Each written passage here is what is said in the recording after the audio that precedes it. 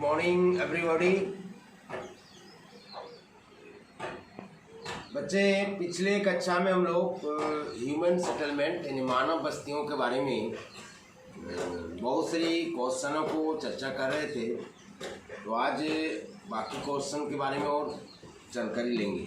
ठीक है, तो क्वेश्चन है, भारतीय ग्रामीण बस्तियों के विभिन्न प्रतिरूपों का वर्णन करें। भारत में जो स्थित कुछ गांव के बस्तियां हैं, ग्रामीण बस्तियां हैं, उनके बारे में बात करना है। ठीक है, कहने का है ग्रामीण बस्तियों का प्रमुख प्रतिरूप विस्तार, स्थिति तथा बसाव की आकृति के अनुसार होता है।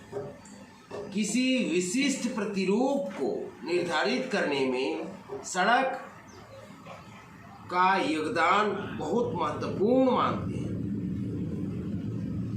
इस दृष्टि से कुछ जो है बस्तियों का प्रतिरूप के बारे में चर्चा करेंगे। पहला है आयताकार प्रतिरूप। इस प्रकार के गांव दो वर्गों के मिलन स्थल पर विकसित होते हैं। आयताकार प्रतिरूप के जो गांव या बस्तियां होती है, ये कहने का है कि इसमें जो बस्ती बसा है दो वर्गों के मिलन स्थल पर विकसित होते हैं। भारत के उत्तरी मैदान में इस प्रकार की गांव बड़ी संख्या में पाए जाते हैं। दक्षिण भारत में जैसे कि कर्नाटक, आंध्र प्रदेश तथा तमिलनाडु में भी इस प्रकार की गांवों का विस्तार पाई जाती है। ठीक है, दूसरा में रैखिक प्रतिरूप।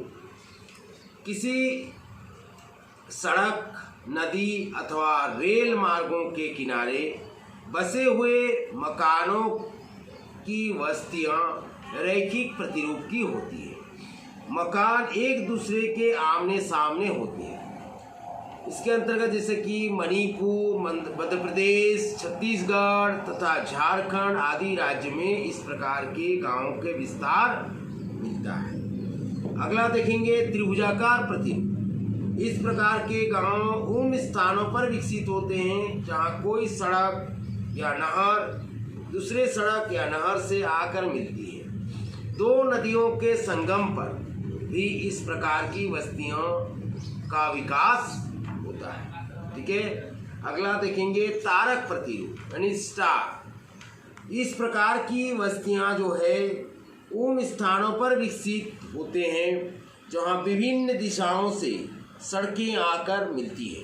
ठीक है, तथा विभिन्न दिशाओं में जाकर मिलती है। उत्तर के मैदानी भागों में इस प्रकार का प्रतिरूप विशेष रूप से पाई जाती है।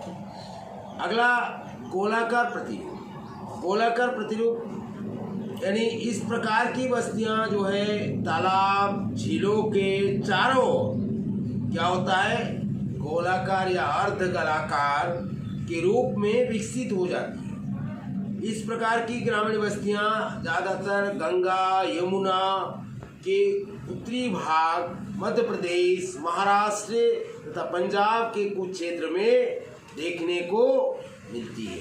ठीक है, अगला क्वेश्चन, गुच्छित तथा परिचित बस्तियों में अंतर स्पष्ट। ठीक है, तो गुच्छित या परिचित बस्तियां, सबसे पहले हम लोग गुच्छित बस्तियों के बारे में बात करेंगे। गुच्छित बस्तियों में मकान सटे होते हैं। ठीक है, जहां रहने का स्थान बहुत कम होते हैं।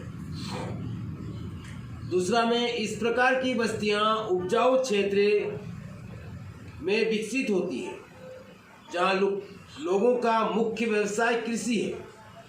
तीसरा, इस बस्तियों की गलियां का प्रतिरूप आयताकार, ठीक है, देखने को मिलती है। इन बस्तियों का निवासी सुरक्षा और खेती का काम मिल कर करते हैं। ठीक है, अगला परिचित बस्तियां।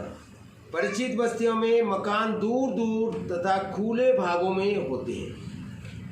इस प्रकार की बस्तियां उच्च भूमि एवं मरुस्थलों में पाई जाती है जहां लोगों का मुख्य व्यवसाय पशुपालन तथा लकड़ी कटना आदि होता है। इन बस्तियों में पानी का निकासी की उचित व्यवस्था होने के कारण बस्तियां साफ होती है। ठीक है। चौथा, इन बस्तियों में कोई आकार नहीं होता है। ठीक है। इस तरह से हम लोग देखें जो है गुच्छित और परिचित बस्तियों के अंतर के बारे में। ठीक है। आगे चल के गुच्छित तथा अर्धगुच्छित बस्तियों में अंतर।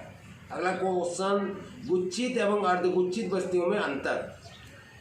पहला, गुच्छित बस्तियां और अर्धगुच्छित बस्तियां दोनों एक साथ बात करते हैं। गुच्छित बस्तियों में कहा रहा है कि वो पास पास बने घरों वाली बस्तियां होती है, परंतु अर्धगुच्छित बस्तियों में यहाँ जहाँ तहाँ समूह से बना बस्तियां पाई जाती है। ठीक है। गुच्छित बस्तियों का आवास क्षेत्र खेतों और चारगाहों से अलग होता है। परिचित बस्तियों में क्या होता है, आवासीय क्षेत्र और गांव के बाहर होते हैं। गुच्छित बस्तियों में कभी कभी लोग सुरक्षा के कारणों से मिलजुल कर गाँव में रहते हैं। अर्धगुच्छित में क्या है कि यहाँ रहने वाले लोग स्वेच्छा या मजदूरी से बस्ती से कुछ दूरी पर अलग बस्ती बनाकर रहने लगते हैं। गुच्छित बस्तियों में कहते हैं ऐसे, इसमें क्या होता है कि इसमें गांव मध्य भारत के कुछ कह रहे हैं कि बुंदेलखंड तथा नागालैंड में पाए जाते हैं। इस प्रकार की यानी अर्धगुच्छित बस्तियां ज़्यादातर गुजरात के ग्रामीण क्षेत्र यानी गाँव में पाए जाते हैं। ठीक है।